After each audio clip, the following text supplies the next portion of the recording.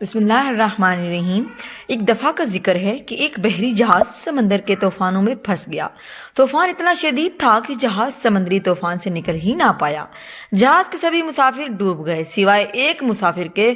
معجزاتی طور پر وہ ایک مسافر بچ گیا اور اللہ کی مدد سے پانی کی لہروں کے ساتھ تیرتا ہوا ایک چھوٹے سے ٹاپو پر پہنچ گیا۔ وہ ایک چھوٹا سا ٹاپو تھا جس پر کوئی انسان موجود نہیں تھا۔ وہاں وہ آدمی خدا سے مدد مانگنے لگا، اے خدا، تو کسی کو یہاں مجھے بچانے کے لیے بھیج دے۔ اے خدا، کوئی جہاز اس طرف بھیج دے۔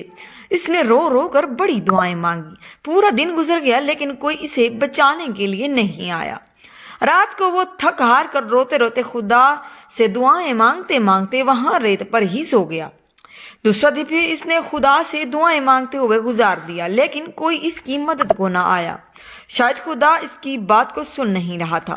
اس طرح دن گزرتے گئے اور وہ روز دعائیں مانگتا رہا، اللہ سے مدد کی بھیک مانگتا رہا لیکن کوئی اس کی مدد کو نہیں آیا۔ ایک مہینہ گزرنے کے بعد وہ ہار مان چکا تھا۔ اس کی ساری امیدیں ٹوٹ چکی تھی۔ اسے یقین ہو گیا تھا کہ اب کوئی اس کی مدد کو نہیں آنے والا۔ اس نے ٹاپو پر لکڑی کی ایک چھوٹی سی جھونپڑی بنا لی اور وہاں رہنے لگا۔ اسے یقین ہو گیا تھا کہ اب اس نے باقی کی زندگی اسی ٹاپو پر ہی گزارنی ہے۔ وہ خدا کی رحمت سے نا امید ہو چکا تھا اور وہاں ناریل کا پانی پیتا، جنگل کا پھل کھاتا اور مچھلیوں کا شکار کرتا تھا۔ ایک دن اس نے مچھلی پکانے کے لیے آگ جلائی تو اس کی لکڑی ختم ہو گئی۔ وہ لکڑیاں اکٹھی کرنے کے لیے درختوں کی طرف گیا لیکن جب وہ واپس آیا تو اس کی جھونپڑی میں آگ لگ چکی تھی۔ اس کی جلائی ہوئی آگ میں سے کچھ چنگاریاں اس کی جھونپڑی پر گری ہوں گی اور لکڑی کی جھونپڑی نے آگ پکڑ لی ہوگی۔ یہ دیکھ کر وہ بہت اداس ہوا اور خدا کو کوسنے لگا۔ اس نے کہا کہ اے خدا، تو بہت برا ہے۔ میں نے مدد مانگی لیکن تو نے میری بات نہیں سنی۔ کوئی میری مدد کو نہیں آیا۔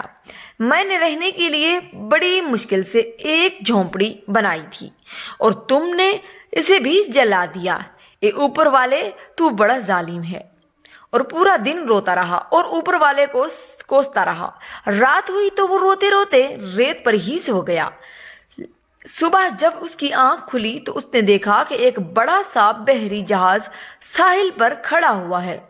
اسے اپنی آنکھوں پر یقین نہیں ہو رہا تھا کہ کوئی اسے بچانے کے لیے آ گیا ہے۔ وہ بحری جہاز پر سوار ہوا اور جہاز وہاں سے روانہ ہو گیا۔ اس نے بڑے تجسس سے جہاز کو کپتان سے پوچھا کہ آپ کو کیسے پتا چلا کہ سنسان ٹاپو پر میں پھنسا ہوا ہوں اور آپ میری مدد کو آ گئے ہیں؟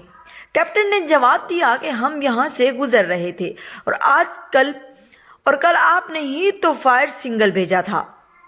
وہ آدمی بڑا حیران ہوا۔ اس نے کہا کہ میں نے تو کوئی فائر سنگل نہیں بھیجا تھا۔ یہ کپتان کیا بات کر رہا ہے؟ لیکن پھر اسے اپنی جلتی ہوئی جھونپڑی کی یاد آئی۔ وہ سمجھ گیا کہ کیپٹن اس جلتی ہوئی جھونپڑی کو فائر سنگل سمجھا ہوگا۔ اسے احساس ہوا کہ جھونپڑی میں آگ لگنا تو دراصل اوپر والے کا ہی پلان تھا، میری مدد کرنے کے لیے تاکہ میں اس ٹاپو سے نکل سکوں۔ اب اسے خود پر بڑی شرمندگی ہوئی کہ وہ اوپر والے کے بارے میں کیا کیا بولتا رہا اور اب وہ خدا کا شکر ادا کرنے لگا کہ خدا اس کی دعائیں قبول کی اور اسے اس ٹاپو سے نکلنے میں مدد کی۔ دوستو، ہم اپنی محدود عقل کے ساتھ دنیا کو دیکھتے ہیں اور خدا کے منصوبوں کو سمجھ نہیں پاتے۔